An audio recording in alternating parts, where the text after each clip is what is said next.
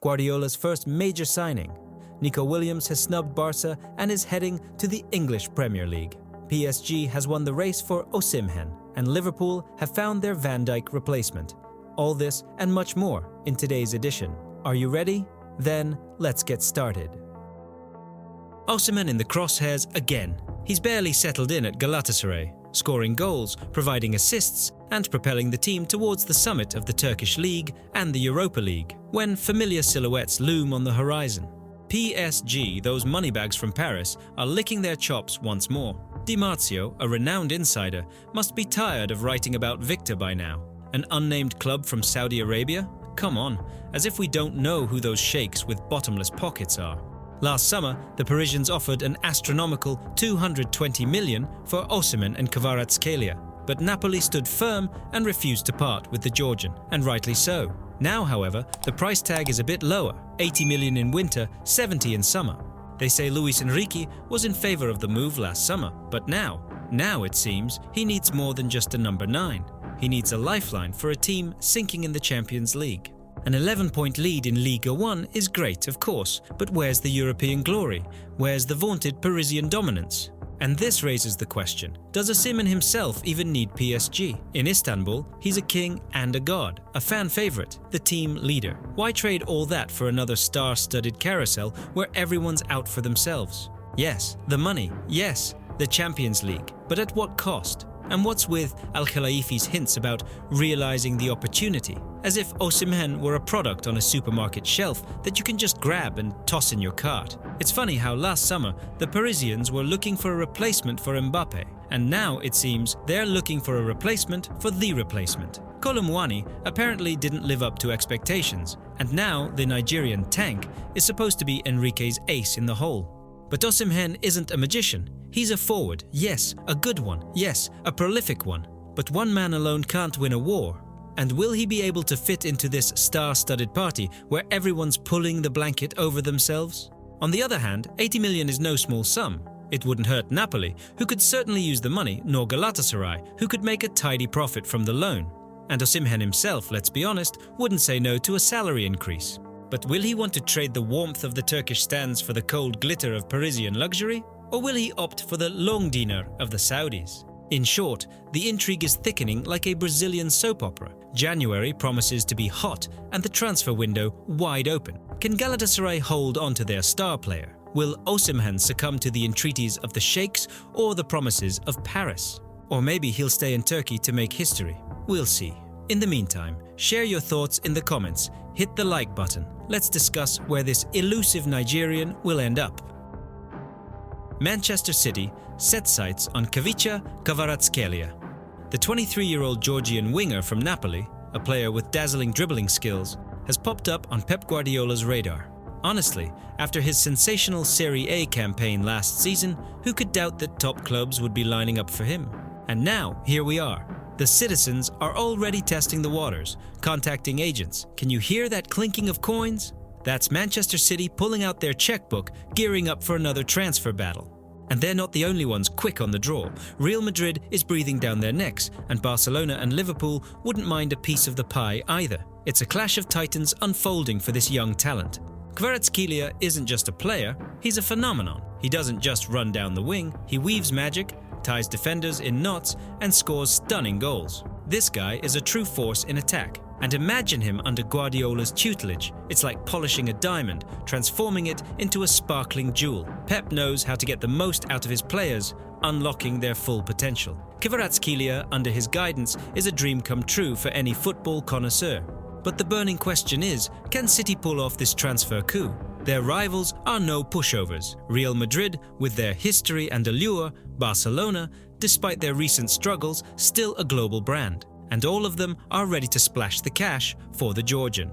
And what about Napoli? They are clearly not eager to part with their star, the one who led them to their long-awaited Scudetto. £83 million? That's a hefty sum, but according to Italian media, the Partenopi are aiming even higher. They want a full 110 million euros. That's a price tag that makes you do a double take. But in modern football, where mediocre players command astronomical fees for a talent like Khvicha, it's probably not the ceiling. This is where Manchester City needs to showcase their transfer savvy. their negotiating prowess. They're known as a smart club, one that knows how to manage its money, but on the other hand, when it comes to a player like Kvaratskhelia, is it wise to be frugal? He could be the cherry on top, the missing piece that allows the citizens to dominate not just in England, but in Europe as well. Remember how Grealish and Doku have been inconsistent on the wings? That's your answer as to why City is so actively seeking attacking reinforcements. Kvaratskhelia isn't just potential, he's a ready-made player capable of making a difference here and now. His dribbling, his vision, his shots, it's poetry in motion, and the thought of him choosing another club is simply unbearable. So, here we are, speculating. What will happen next? Can Manchester City lure this young star to their ranks? Will they manage to outbid Real Madrid and the other contenders? Or will Kvaratskhelia remain in Naples, continuing to delight the tifosi with his play? What do you think of this scenario? Do you believe Kvaratskhelia will end up at City? Share your thoughts in the comments. Let's discuss this transfer rumour before it becomes reality. Hit the like button if you're hoping to see Kvicha in Manchester. Is Van Dijk leaving? It feels like a nightmare for Liverpool, but let's break it down. First, the facts. Virgil van Dijk has rejected a new contract offer. Yes, that Virgil, the one who, until recently, seemed like an impenetrable wall in Liverpool's defence. His contract expires in the summer of 2025, and negotiations are moving at a pace that suggests nobody really cares. In less than a month, the Dutchman will be free to talk to foreign clubs, and that's when things get really interesting. Why? Because losing Van Dijk is like losing your anchor in a stormy sea. He's not just a defender, he's a leader, a captain, and ultimately the symbol of Liverpool's defence. So what now? Look for a replacement? Seriously? So, who is Liverpool considering? Top of the list is Murillo, a Brazilian from Nottingham Forest. He's only 22, but he's already displaying a mature game. Left-footed, excellent passer, leadership qualities. Check, check, and check. In short, the ideal candidate, not quite. The price tag is upwards of £70 million. Forest clearly knows the value of their diamond and aren't planning on lowering the price. Next up is Marc Guehi, the same one who shone at Euro 2024 and almost moved to Newcastle. Crystal Palace asked for £65 million then, and it seems Liverpool will have to shell out even more. Are they ready to do that? That's a rhetorical question. Honestly, it's scary to imagine. Without Virgil, the Reds' defence could crumble like a house of cards. Yes, Konate, Joe Gomez, and the others are decent players, but they can't provide the same sense of calm and confidence that Van Dijk brings. He's like a conductor, setting the tone for the entire orchestra. The irony of the situation, we're still hoping for a contract extension, but at the same time, we're scouting for a replacement. Haven't we woken up to this a bit too late? Negotiations have clearly dragged on, and while they're stalled, other clubs are already rubbing their hands in anticipation. Who knows, maybe Real Madrid is already making an offer along the lines of, "We're here if you need us." All that's left is to wait and hope. Ideally, Van Dijk signs a new contract, and we can keep these replacement searches as a backup plan. But if that doesn't happen, the transfer question becomes a matter of survival for Liverpool. What do you think? Should they splash the cash on Murillo, or is it better to do everything possible to keep Van Dijk? Share your thoughts in the comments, like this video, and stay tuned for updates. There's a lot more to come. Okay, here we go. It seems the love boat carrying Liverpool and Trent Alexander-Arnold has sprung a leak, and now, looming on the horizon, is the royal white ship of Real Madrid. David Ornstein, the herald of transfer news, has released a tidbit of information that has caused the hearts of cops to sink. Contract negotiations with the homegrown genius have stalled. And things are starting to heat up, friends. It smells like someone forgot to turn off the gas at Anfield. 26 years old, the prime of his career, the sweet spot. Trent is not a veteran winding down on the bench, nor is he a rookie still wet behind the ears. He's a machine, a locomotive, the architect of attacks and a rock in defense. And now, this treasure, raised in the academy, this scouser to the core, could leave, for free, like a bird released into the wild. And where to? To the camp of kings, to the lair of the creamy monster. Seriously, Liverpool, are you all right over there? Are you a charity organisation, giving away talent left and right? Trent is not just a right back, he's a symbol, the club's DNA. He's the one who carries the team on his back, who gives his all on the field. He's one of those who kisses the badge sincerely, not just for show. And now you risk losing him because of some bureaucratic red tape, because of stinginess in negotiations. They say Real Madrid has their eye on him. Well, of course, who wouldn't want to add a diamond to their crown? And Trent is a diamond of the highest quality. And what are they doing? Haggling like they're at an Eastern bazaar, trying to save every pound? It's ridiculous. It's like trading a Ferrari for a bicycle, and losing him would be a catastrophe. Who would replace him? Superman in a red shirt? It's unlikely such a person exists. And this is where Arne Slot enters the game. He has a heroic feat ahead of him. He needs to convince Trent that Liverpool is the club where he can win titles, where he can compete on equal footing with City and even Real Madrid. And this will not be easy. Words alone won't cut it. Actions are needed, trophies are needed, proof that the club is capable of more. Trent himself has repeatedly said that victories are important to him. He is ambitious, he wants to be the best, he wants to lift trophies above his head. And he is absolutely right. A football career is short, and you need to make the most of it. So, the choice is his. Stay home, become a Liverpool legend, a captain, leading the team to new heights. Or leave in search of an easier path, to a team where everything has already been done for him, where he will be just one of a constellation of stars. And yet, despite all this drama, there is a feeling that we are on the verge of something big. Either the club will keep him and surge forward, or they will lose him and be licking their wounds for a long time. There is no third option, and no matter how this story ends, it has already entered the annals of the club. And for now, all we can do is wait. Wait for news, wait for decisions, wait for the outcome. And believe. Believe in Trent, believe in Liverpool, believe that reason and love for the club will prevail. What do you think, people? Should Liverpool break the bank to keep Trent? Or should they let him go to Madrid? Write in the comments, like this video, if you think the Scouser should stay home. Manchester United are eyeing up Konrad Laimer from Bayern Munich. Yes, that very same hard-working Austrian who toils like an ox on the field. His name might not resonate globally like Ronaldo or Messi, but damn it, it's guys like him who forge victories. Ruben Amorim, it seems, is no fool.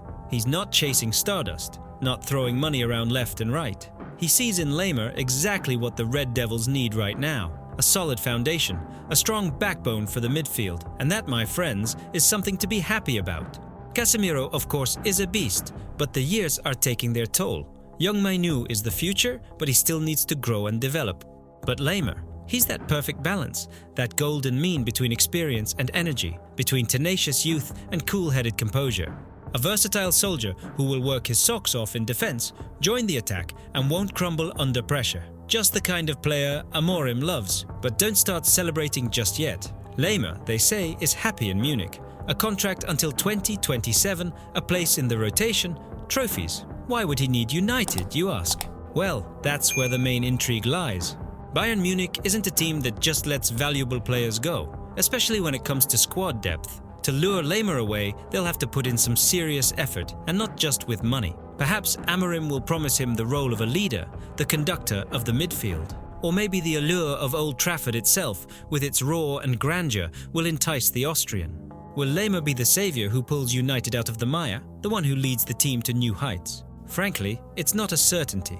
But the fact that he would strengthen the squad, add versatility and fighting spirit, that's for sure. And isn't that what we expect from every transfer? Some will say, it's not enough. We need someone flashier, more high profile. But you know, I believe in Amorim. He's building a team not on individual names, but on teamwork, on cohesion. Laimer fits perfectly into this philosophy. Just imagine his tactical intelligence, his tireless fight for every ball, his composure in tight spaces, and all of this alongside Casemiro and Eriksen. That's a dream midfield, not just a midfield. Old Trafford will sing again and opponents will tremble. But one thing is clear already: United are on the right track. And perhaps Konrad Laimer is that very cog that was missing in this machine to reach full power. What do you think about this? Will Laimer be that missing piece? Share your thoughts in the comments, let's discuss, and don't forget to hit the like button if you enjoyed this. 8 million euros just for Max Allegri to come and work his magic on West Ham. Lopetegui seems to be on thin ice, and the Hammers management appears ready to splash out on the Italian professor. But here's the question: is this a cure-all or just another expensive crutch? 15th place, 15 points after 14 rounds, that's certainly not what the fans expected when they bought their season tickets. Lopetegui, who arrived with hopes of a European spring campaign, seems to have gotten lost in the fogs of Albion. And now, Allegri's figure looms on the horizon, a maestro of tactics. A man who won the Scudetto with Juventus more often than I drink coffee in the morning. But 8 million? You could buy a whole youth team for that, or build a new training center. On the other hand, remember how helpless the team looked? And here we have a supposed guarantee of quality, although who can actually guarantee anything in the crazy Premier League? Allegri is undoubtedly a big name. His Juve was a machine that could grind out any match. But this is England. Parking the bus doesn't always work here. Here you need passion. You need to fight from the first minute to the last. Can the Italian, accustomed to catenaccio and tactical chess matches, handle the breakneck speeds and relentless pressing? Or will he turn West Ham into another boring team that plays out goalless draws? And another thing, the Saudis are lurking, waving suitcases full of cash. Allegri has already caught a whiff of petrodollars and seems determined to squeeze the maximum out of West Ham. Maybe this is just a game to raise the stakes. Maybe he's just haggling to secure a Fota contract, or maybe he simply doesn't care about the Hammers' problems and sees them as a temporary gig until a sweeter offer comes along. In short, there are more questions than answers. On the one hand, Allegri is a chance to shake up the team, bring in fresh blood and the experience of a winner. On the other hand, it's a risk of throwing a lot of money down the drain, ending up with a pig in a poke. What do you think, folks? Is it worth it for West Ham to splurge on the Italian guru, or should they look for a more budget-friendly option? In the meantime, we wait for the story to unfold. What will happen next? Arsenal has set its sights on 22-year-old winger Nico Williams. The lad has had a scorching season, tearing apart defenses for both club and country. Now, according to The Athletic, the Gunners are keeping a close eye on him and might be about to make an offer. Williams in North London? Sounds like music to the ears, doesn't it? Chelsea and Liverpool are also in the mix, keeping their fingers on the pulse. The competition for this youngster is heating up. His stats this season aren't exactly fireworks, just 2 goals and 5 assists in all competitions. But, numbers are one thing, and sparks of talent on the pitch are quite another. The sparks are there, you can see it with the naked eye. It will be interesting to see if Arsenal decides to make a bold move and lure him away.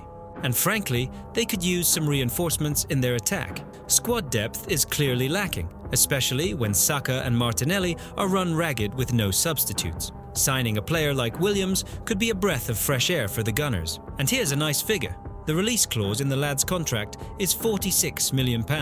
It's not a small sum, of course, but Arsenal seems to be able to afford it. Another question is the player's financial appetite. He earns around €200,000 a week at his current club. Are the Gunners ready to offer him a more enticing contract? Most likely, yes. A move to the Premier League would be a clear step forward in Williams' career, a chance to play at a higher level. And Arsenal right now isn't just a club, it's an ambitious project with a clear goal, to compete for trophies. Isn't that a dream for any young player? And we come back to the sore subject of squad depth. You can't always rely on the same players. Remember how Saka and Martinelli were gassed by the end of last season. Williams, by the way, had a great showing at the Euros, where he carried his national team to victory. After such a triumph, many big clubs were after him, but Bilbao managed to hold on to him. Yes, his start to this season hasn't been the brightest, but is that a reason to write him off? Big clubs aren't stupid, they see the potential. Arsenal is eager to inject some dynamism into their attack. Williams has already proven himself at the top level, so signing him isn't a gamble on an unknown quantity, but a calculated risk. Although, of course, it's interesting to see where he'll end up if he does decide to leave Spain.